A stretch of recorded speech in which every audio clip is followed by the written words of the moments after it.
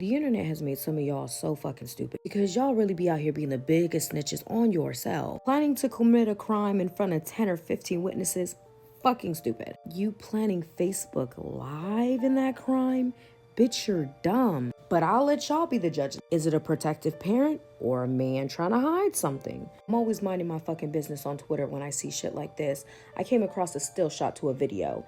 This is the still shot. This is a man choking another man out. And yes, the video is right below this. And that man doing the choking is no other than 32-year-old DeAndre Johnson. DeAndre is a resident of Mesa, Arizona, and he has a 9-year-old daughter. The incident takes place on November 5th, but for y'all to understand, we need to go back to the 31st. It's Halloween. Your child should be excited. Your daughter comes home and says, Dad, I don't want to go back to school. I had to have a conversation with a DCS worker in a private room with just me and him. As a concerned parent, you immediately go up to the school. That's what he did. Trying to figure out 3 things. 1, who was in the room monitoring this, or where is the video and evidence recording? 2, what the fuck was the conversation about? And 3, why did this man pull your little girl into a private room? The school can tell you none of this. So where do you go next? To the police. You call the police, you're upset, you're yelling, and you're like, bro, how would you feel? Your daughter doesn't show any signs of abuse, yet DCS is pulling them into an office and there's no video or evidence recording, and the school is saying there was no witness in there? You're crashing the fuck out at this point. You're on Facebook Live talking about this man is dead. He's gonna be a name on a t-shirt. And the officer's like, my guy, I can't give you any information. I don't work for DCS. You're gonna have to contact them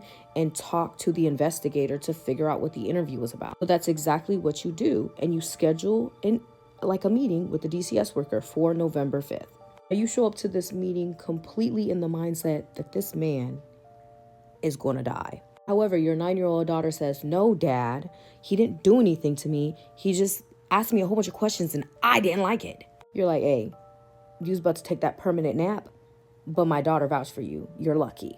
By the end of it, the DCS worker thinks he's de-escalated the situation. Y'all are smiling. You've come to somewhat of an understanding. The meeting is over. And as the DCS worker leaves, you ask for a dap up. Not you, DeAndre. He asked for the dap up. And then he proceeds to grab the DCS worker when he walks past him and choke him. To make his point known, he shoves the man's face into the camera repeatedly while he's choking him. This is not the end of the story, but I'm running out of time, so go to part 2. I'm gonna be so for real with y'all. This nigga got dead eyes. If you would have told me this without me ever seeing the video, I would have believed you. We all know that this man already decided that the DCS worker was gonna be a RIP Facebook post. So he's shoving his face into the camera. He's making comments like he's a dead man. He's gonna learn not to take a little girl into a room. Then he drops the DCS worker a minute into choking him, looks down, sees that he's still breathing, and says, oh, you're still breathing? You haven't learned your lesson yet. And he picks him back up and he begins choking him again. And at this point, that's when bystanders are trying to intervene. They were scared, and to be honest,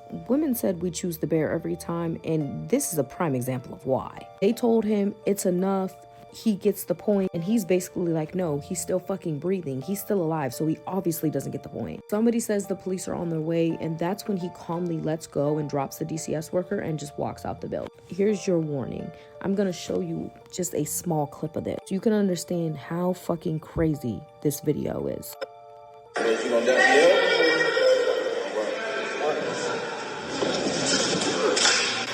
And that's the very fucking beginning. It gets even worse. They launched a manhunt that ended in a fucking car chase, but they arrested him and he's being held on attempted murder charges. He's not making no type of bond, no type of bail. The judge is not going to allow it because his history.